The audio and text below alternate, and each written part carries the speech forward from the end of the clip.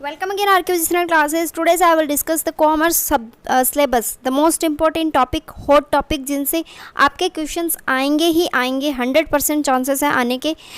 हर बार आते हैं, तो यहाँ पे मेरा 5 ईयर एक्सपीरियंस है, उसके बेस में आपको बता रही हूँ. सो दैट इन टॉपिक्स को अगर आप मिस नहीं करोगे तो आपका 100% UGC नेट का एग्ज़ाम है वो क्लियर हो जाएगा, ये मेरी गारंटी है. ओके, सो यहाँ पे स्टार्ट करते हैं. यूनिट नंबर फर्स्ट में आपको क्या क्या स्टडी करनी है. आपको एलिमेंट्स पढ़ना है, elements business environment. Okay, so next is आपको पढ़ना है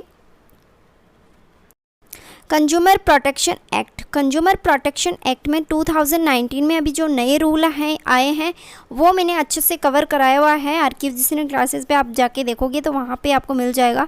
सो दैट नेक्स्ट आपको फेमा भी मैंने कवर करा दिया है. सो दैट आपको क्या क्या पढ़ना है, elements of business environment and protection act, FEMA and CSR आपको पढ़ना है. ठीक है, इसकी क्या परसेंटेज होती है वो भी आपको यहाँ पे देखना है. Globalisation and its drive mode entry to business, मतलब यहाँ पे क्या है एंट्री, क्या है मोड, मतलब बिजनेस इंटरनेशनल बिजनेस के क्या क्या मोड हो सकते हैं, तो वो आपको अच्छे से कवर करना है. देन आफ्टर आपको पढ़ना है यहाँ पे थ्योरीज ऑफ इंटरनेशनल. इस टॉपिक को आपको मिस नहीं करना है, this is the 100% important. And next is FDI. FDI से आपको क्या पढ़ना है, टाइप्स ऑफ FDI यहाँ पे कवर करना है, because this topics is 100% important. And balance of payment, this is the 100%, आपको इसको मिस करना ही नहीं है, कह सकते हैं कि बहुत ज़्यादा इम्पोर्टेंट है. नेक्स्ट वन इज़ आपको पढ़ना है यहाँ से यूरोपियन यूनियन. आपको ये वाला टॉपिक है, ये मिस नहीं करना है. देन आफ्टर आपको आसियान, सार्क और नाफ्टा, ये सब मैंने करवाया हुआ है, अभी जस्ट करवाया है, तो आप इसको अच्छे से रीड आउट करें. एंड यहाँ पे है इंटरनेशनल इकोनॉमिक इंस्टीट्यूशंस, जो आपको ये टॉपिक आपको मिस नहीं करना है किसी भी कंडीशन में. आपको IMF, वर्ल्ड बैंक से हमेशा नहीं, हर बार हर शिफ्ट में क्वेश्चन आता ही आता है इससे. ठीक है, इसका आपको करंट फैक्ट भी पता होना चाहिए, इसमें मेंबर कंट्रीज़ कितने, इसका इस्टेब्लिशमेंट ईयर कितना है, इसका क्या क्या नए रूल्स फंक्शंस क्या क्या है, मतलब आपको ओवरऑल पढ़ना है. अगर आपने ये मिस कर दिया टॉपिक तो आपका ये जो यूनिट है वो पूरी ही मिस हो जाएगी. ओके, सो दैट नेक्स्ट आपको पढ़ना है अकाउंटिंग एंड ऑडिटिंग से. यहाँ पे आपको पढ़ना है जो आपके अकाउंटिंग प्रिंसिपल्स हैं उनको आपको रीड आउट करना है अच्छे से. देन आफ्टर आपका जो पार्टनरशिप है उसमें से आपको एडमिशन, रिटायरमेंट डेट और डिसोल्यूशन, मतलब आपसे परसेंटेज रेशो यहाँ पे जो भी आपसे निकाला जाता है वो यहाँ पे प्रैक्टिकल क्वेश्चंस आपसे पूछा जा सकता है, न्यूमेरिकल जिनको कहते हैं. और यहाँ पे आपके जो भी आपके कह सकते हैं कि न्यू रेशो बनता है एक पार्टनरशिप का यहाँ पे एडिशन होने पर या इंक्लूडिंग या ऐड होने पर, तो वो आपसे पूछा जा सकता है. ठीक है, this is the most important. और ये 12th लेवल का आपका क्वेश्चन यहाँ पे बनने के चांसेस होता है. जो आपकी 12th वाली बुक है तो उसको उठा के आप रीड आउट कर सकते हो. ओके, नेक्स्ट वन इज़ यहाँ पे मोस्ट इम्पॉर्टेंट है issue फॉरफीचर्स and re issue shares. Okay, यहाँ से क्वेश्चंस क्या बनता है मैं आपको बता देती हूँ. यहाँ से आपके बनते हैं एंट्रीज आपसे पूछी जा सकती है. ठीक है, या फिर आपसे पूछा जा सकता है कि उसका ट्रांसफ़र जो फंड है वो किस में ट्रांसफ़र करता है, लास्ट में किस में ट्रांसफ़र करता है, कैपिटल रिजर्व में. ओके, सो दैट आपको ये सब कुछ पता होना चाहिए. देन नेक्स्ट आपका पास में यहाँ पे आपको रीड आउट करना है acquisition, merger, amalgamations and reconstructions. On holding company क्या होती है, इसकी डेफिनेशंस आपको पता होनी चाहिए. देन आफ्टर यहाँ पे आपसे कॉस्टिंग में पूछा जा सकता है मार्जिनल कॉस्टिंग, BEP. यहाँ पे जो भी आपका ब्रेक इवन पॉइंट है, ठीक है, BEP आपको अच्छे से क्लियर होना चाहिए. ठीक है, तो यहाँ पे नेक्स्ट आप देख सकते हो यहाँ पे लाइफ साइकिल कॉस्टिंग, ये भी आपका स्टडीज़ करना है आपको. देन आफ्टर आपको क्या पढ़ना है, फाइनेंशियल स्टेटमेंट में आपको पढ़ना है रेशियो एनालिसिस के 100% इम्पोर्टेंट है. और यहाँ से न्यूमेरिकल यानी कि कह सकते हैं प्रैक्टिकल क्वेश्चंस आएगा ही आएगा, आपका एक प्रैक्टिकल क्वेश्चन आएगा ही आएगा. ठीक है, यहाँ पे है कैश फ्लो, आपको पढ़ना है कि किस एंट्री से कैश इनफ्लो होता है, किस एंट्री से कैश आउटफ्लो होता है. ठीक है, ये भी आपसे पूछा जा सकता है. या फिर ऐड, और आपको कह सकते हैं कि कैश फ्लो को फॉर्मेट अच्छे से दिमाग में बिठा लेना. ठीक है, नेक्स्ट यहाँ पे स्टडी से आपको करनी है accounting standard. This is the 100 नहीं 1100% इंपॉर्टेंट यहाँ पे कह सकते हैं कि बहुत ज़्यादा इंपॉर्टेंट है। अगर आपने ये टॉपिक मिस कर दिया तो इस यूनिट में कह सकते हैं कि आपने ये यूनिट मिस कर दी, ठीक है।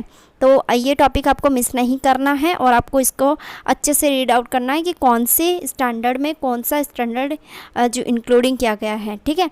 जैसे कि यहाँ पे सपोज दैट है स्टैंडर्ड AS1 होता है आपका disclosure of accounting policies, AS3 होता है आपका कैश फ्लो। तो आपको नाम याद रखना है, डिटेल नहीं पढ़ना है, मतलब डिटेल यहाँ पे नहीं पूछा जाएगा आपसे मैचिंग वाला सवाल पूछे जाएंगे। लाइक दैट यहाँ पे पूछ ले AS1 का नाम बताइए, AS3 का नाम बताइए, AS10 का नाम बताइए, इस तरीके से, ठीक है। यहाँ पे इस टाइप से क्वेश्चन पूछे जाएंगे। देन आफ्टर आपसे पूछा जाएगा ऑडिट ऑफ फाइनेंशियल, यहाँ पे स्टेटमेंट, ठीक है। Audit of financial statement and audit report से भी आपसे क्वेश्चंस आ सकता है, ठीक है। This is the most important. And next है आपकी बिजनेस इकोनॉमिक्स, आपके यूनिट कह सकते हैं कि एक बड़ी तो नहीं है, बट जिनको इकोनॉमिक्स समझ में नहीं आता उनके लिए तो बहुत है, मतलब हेवी है ये। तो मैं यहाँ से आपको बता देती हूँ कि आपको क्या क्या पढ़ना है। इलास्टिसिटी ऑफ डिमांड पढ़ना है आपको, ठीक है। और AR और MR में रिलेशनशिप पढ़ना है, बिटवीन रिलेशनशिप आपको पूछा जा सकता है यहाँ पे। Indifference curve, this is the 100% important topic. Indifference curve आपको मिस नहीं करना है किसी भी हालत में, ठीक है। सो नेक्स्ट वन इज़ यहाँ पे पढ़ना है आपको वेरिएबल प्रोपोर्शंस। वेरिएबल प्रोपोर्शंस भी आपको स्टडी करना है। देन आफ्टर आपकी यूनिट आती है नंबर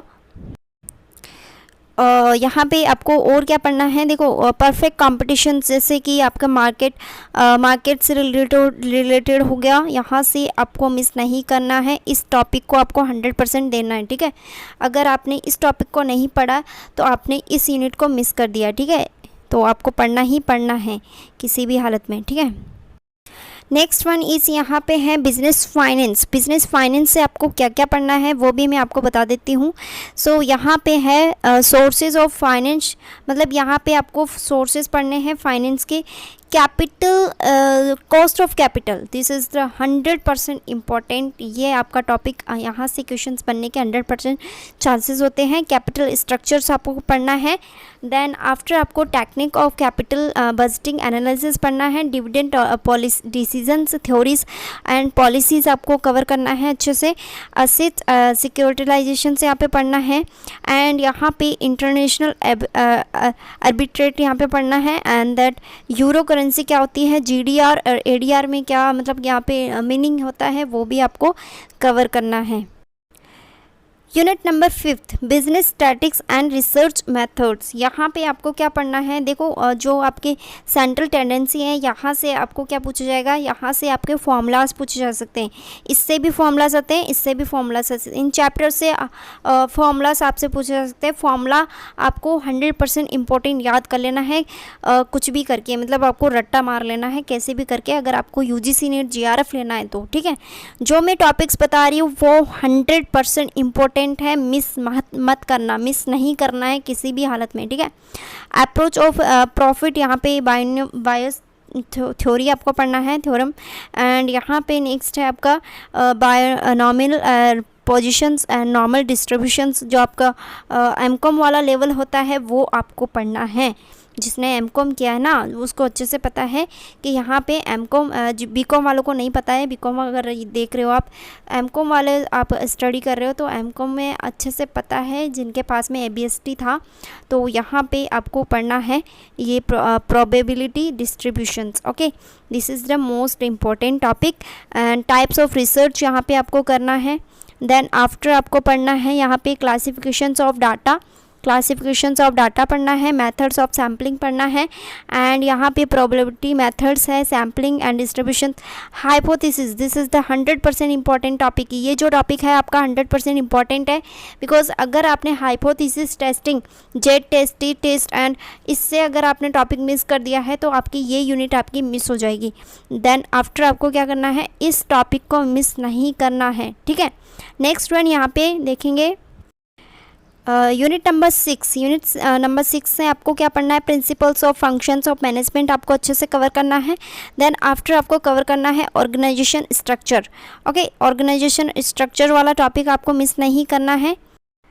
देन आफ्टर आपको यहाँ पे कवर करना है topic span of control and organisation structure, आपको अच्छे से कवर करना है। और यहाँ पे नेक्स्ट है आपका मोटिवेशंस एंड लीडरशिप वाला जो टॉपिक है, ये भी आपको अच्छे से कवर करना है।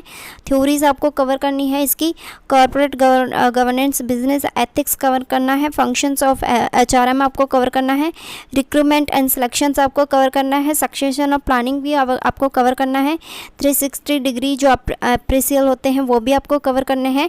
देन आफ्टर आपका कलेक्टिव बार्गेनिंग जो आपका मैनेजमेंट में भी इंक्लूडिंग है ये टॉपिक्स, तो आपको अच्छे से कवर करने हैं। स्ट्रेस मैनेजमेंट पे भी आपका मैनेजमेंट में भी इंक्लूडिंग है ये टॉपिक, और यहाँ से आपको अच्छे से क्वेश्चन देखने को मिलेंगे। ठीक है, so next unit number 7 banking and financial institutions. यहाँ पे आपको क्या करना है कवर, टाइप्स ऑफ बैंक में आपसे किसी भी बैंक का यहाँ पे इस्टेब्लिशमेंट ईयर पूछ सकता है। ठीक है, मैचिंग वाले क्वेश्चंस बनते हैं जिसमें से आपको इस्टेब्लिशमेंट वाले क्वेश्चंस पूछे जा सकते हैं। रिजर्व बैंक ऑफ इंडिया के बारे में आपको अच्छे से पता होना चाहिए, उसके मॉनेटरी पॉलिसीज़ के बारे में अच्छे से पता होना चाहिए, बेसल नॉर्म्स के बारे में आपको अच्छे से पता होना चाहिए। देन आफ्टर आपके पास में होना चाहिए non banking financial companies. Okay, non banking financial companies आपको अच्छे से पता होना चाहिए। नॉन बैंकिंग जो फाइनेंस कंपनीज होती है वो भी आपसे पूछा जा सकता है। ओके, सो यहाँ पे फाइनेंशियल यहाँ पे और भी टॉपिक है जो मोस्ट इम्पॉर्टेंट है, like that types of insurance हो गया और डिजिटल पेमेंट सिस्टम हो गया। ठीक है, IRDA हो गया। ठीक है, तो आपको कौन कौन से टॉपिक्स करने हैं, types of bank and reserve bank को आपको मिस नहीं करना है इन टॉपिक को। यहाँ से आपके 100% क्वेश्चंस बनेंगे ही बनेंगे। यूनिट नंबर 8 जो आपकी मार्केटिंग मैनेजमेंट है, यूनिट नंबर 8, यहाँ से आपके क्वेश्चंस कौन से बनने वाले यहाँ से बनेंगे मार्केटिंग चैनल्स, जो आपके मार्केटिंग मिक्स होता है, स्टडीज़ होती है, यहाँ से क्वेश्चंस बनेंगे। मार्केटिंग सेगमेंट क्या होता है, टारगेटिंग एंड पोजीशनिंग क्या होती है, ये भी आपसे पूछा जा सकता है।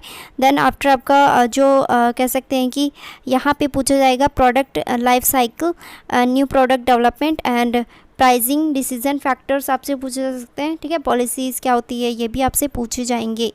This is the 100% important. आप कहीं पे नोट डाउन कर लो या फिर टिक लगा लो सिलेबस पे कि आपको ये पढ़ना ही पढ़ना है। प्रमोशंस आपको पढ़ना है, मेथड्स, एंड यहाँ पे आपको पढ़ना है channels of distributions, buying process and service marketing and logistic management. Okay, ये मैनेजमेंट का टॉपिक है जो मैनेजमेंट में भी इंक्लूडिंग है। ठीक है, तो कह सकते हैं कि मैनेजमेंट का और यहाँ पे 95% जो सिलेबस है वो सेम रहता है। जो आपका प्रैक्टिकल है वो आपका मैनेजमेंट में देखने को नहीं मिलता है, थ्योरी सब्जेक्ट होता है, थ्योरी वो आपका मैनेजमेंट के अंदर इंक्लूडिंग होता है, ओनली थ्योरी पार्ट। ठीक है, तो यहाँ पे लीगल जो आपकी एस्पेक्ट वाली यूनिट है, यूनिट नंबर 9, यहाँ से आपको पढ़ना है contract act. This is the most important, आपको कॉन्ट्रैक्ट एक्ट है जो मिस नहीं करना है। ठीक है, this is the most important.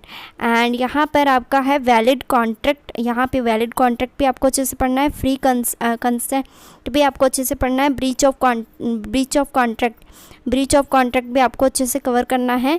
इसकी क्या क्या रेमेडीज़ होती हैं, contract of indemnity and guarantee आपको अच्छे से करना है, कितने टाइप्स होते हैं वो भी आपको यहाँ पे कवर करना है। ठीक है, तो मैंने अच्छे से कवर कराया हुआ है, चैनल पे आप देख सकते हो जाके। सेल्स ऑफ गुड्स एक्ट यहाँ पे आपको अच्छे से कवर करना है। देन आफ्टर आपको यहाँ पे टाइप ऑफ नेगोशिएबल इंस्ट्रूमेंट आपको अच्छे से कवर करना है, काइंड ऑफ कंपनीज आपको कवर करनी है, कंपनीज फॉर्मेशंस आपको कवर करना है, and structure producers and informations LLP in India and competitions act आपको अच्छे से कवर करना है 2022। मेन प्रोविज़न क्या है ये भी आपको कवर करना है अच्छे से।